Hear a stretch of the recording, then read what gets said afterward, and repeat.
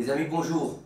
Ravi de vous retrouver pour la paracha de la semaine. Paracha Bamidbar. C'est la première paracha du 4e livre de la Torah qui, après avoir terminé le Sefer Bereshit, Shemot et Vayikra, nous entamons le Sefer de Bamidbar, le livre où il va y avoir beaucoup de péripéties pour l'âme d'Israël, pour le peuple d'Israël dans le désert. C'est beaucoup de problématiques entre Moshe Rabbeinu et entre certaines personnes du peuple, et beaucoup de nos sages nous disent que c'est le moment de l'adolescence du peuple d'Israël. L'enfance c'était l'Égypte, l'adolescence c'est dans le désert, et la maturité c'est l'entrée en Eretz Israël. Et donc aujourd'hui on va voir que dans la paracha Bamidbar, le verset qui introduit la paracha de la semaine, c'est Hachem parla à Moshe dans le désert du Sinaï. Et on sait que Akadosh Baruch Hu, tout au long de la sortie d'Égypte et de le moment où les Bnei Israël étaient dans le désert, il lui a parlé dans le désert du Sinaï. Mais il a aussi parlé dans certains endroits. Pourquoi d'Afka dans le Sinaï? Et nos sages nous disent dans le Midrash, par trois choses la Torah elle fut donnée. Par le feu, par l'eau et par le désert. Comment? Qu'est-ce que ça veut dire ces trois éléments? Et en fait, par le feu, car il est écrit le mont Sinaï était fumant. Quand il y a eu le don de la Torah, il y a marqué là-bas que le mont du Sinaï, il était entouré de flammes. Par l'eau comment? Il est écrit les cieux se fondirent, les nuages fondirent en eau. Marqué dans Shoftim. Et par le désert comment? Comme il est écrit, Hachem parla à Moshe dans le désert. Donc ces trois éléments par lesquels la Torah furent donnés, ils impliquent des qualités essentielles que nous devons posséder pour mériter de recevoir la couronne de la Torah. Le feu par lequel la Torah fut donnée suggère que pour mériter de recevoir notre sainte Torah, il faut brûler et consumer nos pulsions et nos désirs, comme le dit nos maîtres dans Avot. Telle est la voie de la Torah, du pain trempé dans le sel et tu mangeras, de l'eau en petite quantité tu boiras et tu dormiras à même le sol. Tu connaîtras la souffrance et tu peineras pour la Torah. Et si tu agis ainsi, tu seras heureux et content de ton sort. Heureux dans ce monde-ci et comblé dans le monde futur. Dans le Pirkei Avot, il nous dit quoi? Tu vas manger du pain avec du sel, rien d'autre. Ça veut pas dire qu'il faut manger du pain et du sel, c'est-à-dire qu'il faut se contenter de peu. Tu bois de l'eau parce que l'eau elle donne la vie. Tu n'as pas besoin de boire du Coca-Cola, tu n'as pas besoin de boire de la vodka pour être heureux. Bois de l'eau déjà ça te suffit parce que cette eau elle va remplir ton corps qui est fait à 80% d'eau et qui va pouvoir te donner la vie. Et couche-toi par terre, ça veut dire quoi couche-toi par terre? On n'est pas des chiens, on n'est pas des animaux, non. Couche-toi par terre ça veut dire que c'est pas d'avoir des biens à profusion, il faut le grand lit, il faut le king size, il faut ça. Si t'as un lit, Baruch Hashem, dis merci mon Dieu, j'ai un lit où dormir, ça va, je suis content de mon sort, je suis heureux, j'ai un peu à manger, j'ai un peu à boire, j'ai où dormir correctement, j'ai un toit sur la tête, je suis content. C'est pas je suis malheureux parce que j'ai pas la Porsche, parce que j'ai pas la grande maison, parce que j'ai pas le lit qui fait à droite, à gauche, qui monte, qui te masse, qui fait chaud, qui fait froid. Ça c'est pas ça la vraie vie, ça c'est que de l'artifice. Le Hadmour Azaken, il nous écrit dans le livre du Tanya, c'est comme avec une bougie, pour que la lumière brille, il faut que la flamme brûle la mèche et la cire. Et c'est pareil avec la Shekhinah, qui doit brûler l'âme animale pour éclairer l'âme divine. C'est-à-dire en fait que pour la lumière de la Torah illumine l'âme de l'homme, il est obligé de brûler et consumer toutes ces pulsions animales qui le poussent vers les abus et la luxure. Attention, il doit s'en servir, mais pour le service divin. Mais il doit brûler ses désirs animaux. C'est-à-dire quoi? Utilise ton âme animale pour ton service divin, mais pas pour tes propres plaisirs. N'utilise pas ton âme animale pour être dans le péché de la luxure, de la débauche, de la boisson, du manger, de la consommation. Non, ça c'est pas du tout le niveau qu'il faut. Ils te disent ici que nos sages, ils nous disent avant que l'homme prie pour qu'il se remplisse de Torah, il devra prier pour que les péchés capitaux ne pénètrent pas en lui. L'eau par laquelle la Torah fut donnée suggère que pour mériter de découvrir la beauté de notre sainte Torah, il faut l'étudier en profondeur et non superficiellement, comme il est écrit, telles des eaux profondes, des idées abondent dans le cœur de l'homme. L'homme avisé s'est épuisé. Comme dans l'eau, il y a des profondeurs différentes. Plus nous descendons dans les profondeurs, et plus nous découvrons des choses incroyables qu'Akadosh Baruch Hu a créées dans ce monde. La Torah c'est pareil, plus tu vas rentrer dans les profondeurs de la Torah, plus tu vas découvrir des nouvelles choses. C'est pas parce que tu as lu Chumash que tu as tout découvert dans la Torah. C'est pas parce que tu as lu Rashi que ça y est, tu as tout découvert. Non. Il y a plusieurs niveaux. Tu vas avoir le pshat, le drash, le sol, le remez, toutes ces choses-là qui sont des différents niveaux de compréhension de la Torah. Il y a marqué une phrase, cette phrase veut dire des milliers de choses. Ne t'arrête pas seulement à ce qu'il y a écrit dans le Sefer Torah. Celui qui navigue seulement à la surface de l'eau, il ne peut absolument pas voir toutes les merveilles. Et c'est pareil avec l'étude de la Torah. Seul celui qui essaie de plonger dans les profondeurs des eaux titanesques de notre Sainte Torah mérite de découvrir des enseignements merveilleux qui réjouissent le cœur et l'esprit en provoquant une satisfaction supérieure à tous les plaisirs du monde. C'est-à-dire que nous, on pense que les plaisirs éphémères, les plaisirs de la nourriture, les plaisirs du corps, les plaisirs de l'esprit sont des plaisirs qui vont nous combler pour toute notre vie. Mais on voit bien que chaque fois qu'un homme il a comblé son désir matériel ou même de l'esprit au niveau de la philosophie, il va chercher encore quelque chose d'autre. On va étudier ça, on va étudier autre chose, on va étudier ça, on va étudier autre chose. Et on va se remplir de quelque chose qui n'est pas complet. Et donc forcément on va se sentir vide. Et on va se remplir pour se sentir plein. Alors qu'avec la Torah c'est le contraire. Plus on se sent plein, plus on a envie d'être encore plus plein. C'est ça le secret de la Torah. Et cela est impossible pour un homme qui va seulement étudier en surface. Le désert par lequel la Torah fut donnée suggère que pour accéder à notre sainte Torah, il faut abandonner et rabaisser son ego devant chaque homme, comme un désert abandonné et méprisé par tous. Donc il faut comprendre qu'on va avoir le feu pour brûler nos pulsions animales, l'eau pour aller dans les profondeurs de la Torah, et le désert pour se rabaisser. Si un homme se considère comme un désert, son étude se maintient dans sa main. Et sinon, son étude ne se maintient pas. De plus, dans la Gemara Sota, il est écrit les paroles de Torah se maintiennent que chez celui qui se considère comme n'étant rien. Comme quoi? Comme un désert. Je suis un néant, je suis désert, comme on dit souvent. Moi, chacun peut me cuisiner comme un désert. Chacun peut passer en moi. C'est pas un endroit qui appartient à qui que ce soit, le désert. C'est un endroit qui est abandonné.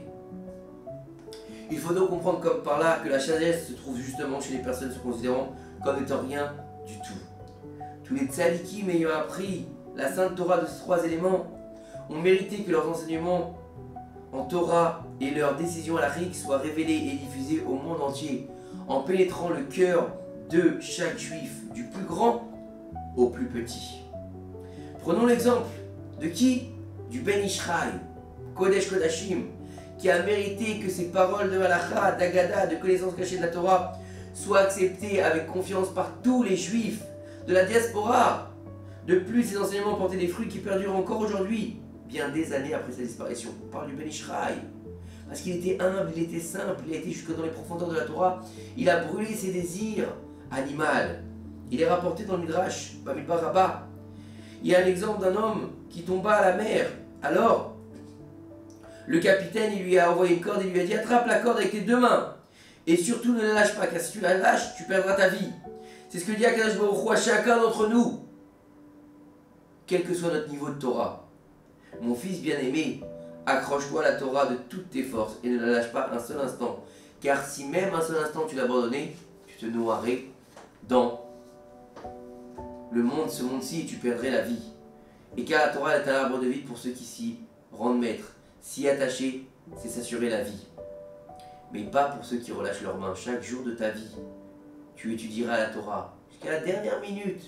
Et on voit que les gens qui étudient la Torah, même dans leur vieillesse et qui ont étudié leur jeunesse, ils atteignent la sagesse éternelle. Et ces gens-là, au lieu d'être séniles dans leur vieillesse, ils sont encore plus sages. Ils ont acquis la sagesse, contrairement à ceux qui regardent des séries, qui regardent des bêtises toute leur vie. Malheureusement, dans leur vieillesse, ils atteignent la sagesse plutôt. Dans la même idée, la Gemara raconte qu'un jour Rabban Gamliel naviguait sur un bateau et vit une autre navigation couler au fond de l'océan avec tous ses passagers. Et en regardant cela, il a eu une grande souffrance car il savait que sur ce bateau voyageait qui? Rabbi Akiva, le grand et le saint Rabbi Akiva. Il a de la peine. Quelques heures après avoir rejoint ta ferme, Rabban Gamliel se dirigea vers la maison d'études. Et en ouvrant la porte, il voulut annoncer qu'il avait vu que Rabbi Akiva, il n'était pas là, plus là de ce monde. Il a vu Rabbi Akiva assis dans le Beth Midrash en train d'expliquer la halakha. Il a eu un choc. Il était vraiment heureux de le voir ici vivant. Il s'est approché de lui, il lui a dit mon fils, dis-moi qui t'a sorti de l'eau. Alors Rabbi Akiva il lui a expliqué une planche du bateau s'est présentée à moi. Je l'ai saisie de toutes mes forces et je ne l'ai pas lâchée. Et j'ai flotté à la surface de l'eau. Et à chaque fois qu'une vague venait vers moi, je secouais la tête jusqu'à ce que j'arrive sur la terre ferme. C'est-à-dire, quand je secouais la tête, c'est-à-dire que je baissais la tête pendant que la vague passait au-dessus de moi, je prenais ma respiration et ensuite je reprenais mon souffle.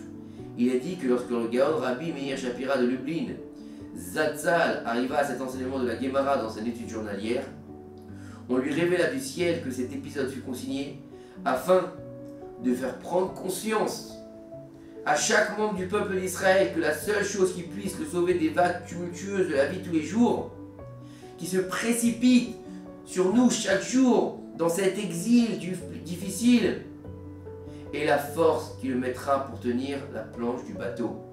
Plus tu vas mettre de la force pour tenir la planche du bateau, plus tu réussiras à laisser passer les vagues au-dessus de toi et atteindre le rivage. Cette planche, c'est une page de Gemara chaque jour. Dès lors, le cœur de Rabbi Meir Shapira s'est éveillé afin de mettre en place l'étude du Daf Yomi que chaque jour on fait depuis ce Rabbi Meir Shapira, il l'a instauré. Chaque jour, des millions d'hommes de par le monde entier apprennent une page de Gemara par jour.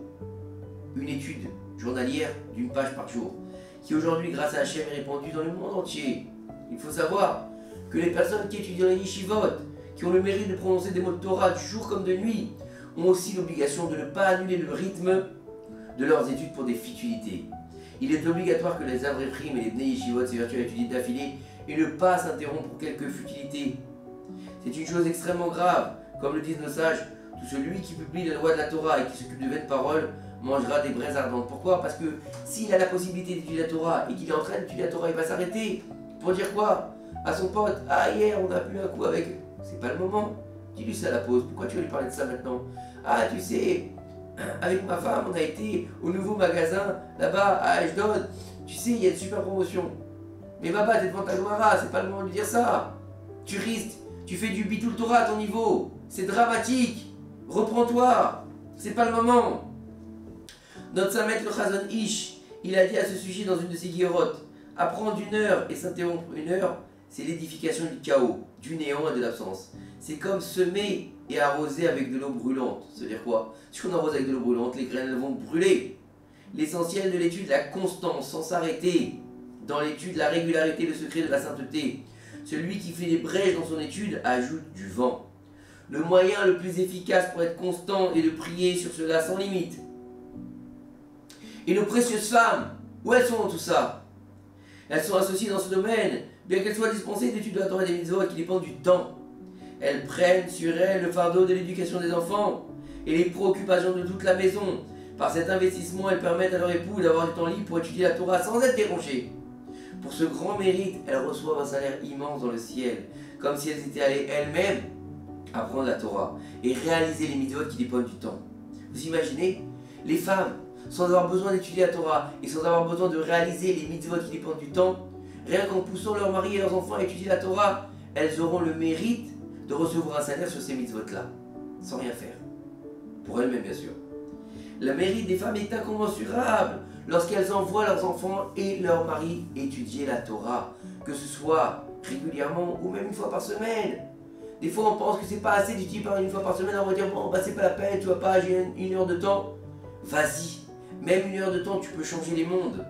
Malheureusement, il y a des mères qui étudient dans les académies jusque tard le soir pour décrocher un diplôme. Elles ne peuvent donc pas recevoir leurs enfants qui rentrent de l'école. Elles leur donnent la clé, leur expliquent comment manger rapide, avec un micro-ondes, de leur apprendre de ne pas traîner dehors, de faire leurs devoirs, de se laver avant de dormir. Et quand elles arrivent, elles leur font un bisou, je suis exténué, au revoir et merci. Et en fait, ces enfants-là, ils doivent travailler 2 fois plus à l'école. Car il est certain qu'ils ne font pas leurs devoirs, ils ne sont pas concentrés, ils ont de mauvaises fréquentations, ils manquent d'hygiène, ils ne mangent pas comme il faut. Tout cela est dû à leur mère diplômée. Donc toute mère d'Israël, souhaitant que ses précieux enfants ne tombent pas dans la vanité et le néant, s'investira de toutes ses forces dans le futur de ses enfants, afin de recueillir des fruits sucrés qui enchanteront son cœur. Ben oui, parce qu'il faut savoir que la mère d'Israël, elle a un rôle particulier dans l'éducation de ses enfants. Pourquoi? Parce qu'un fils, il a plus tendance à aller vers sa mère, il a plus tendance à se confier à sa mère, ou une fille, elle a plus tendance à se confier à sa mère. Parce que la mère, elle a plusieurs casquettes, elle a une possibilité d'écouter chaque enfant différemment, alors que le père, pour lui, c'est plus difficile. C'est tous ses enfants, il les aime bien sûr, mais il n'a pas cette capacité adaptative que la mère a dans la plupart des cas. C'est vrai qu'il y a des pères qui sont comme ça. Aujourd'hui, les choses changent avec la nouvelle génération, mais il faut arrêter de transformer les choses en pensant que le père est une mère et que la mère et que la mère est un père. Ça marche pas comme ça chez nous. Le père c'est un père et la mère c'est une mère.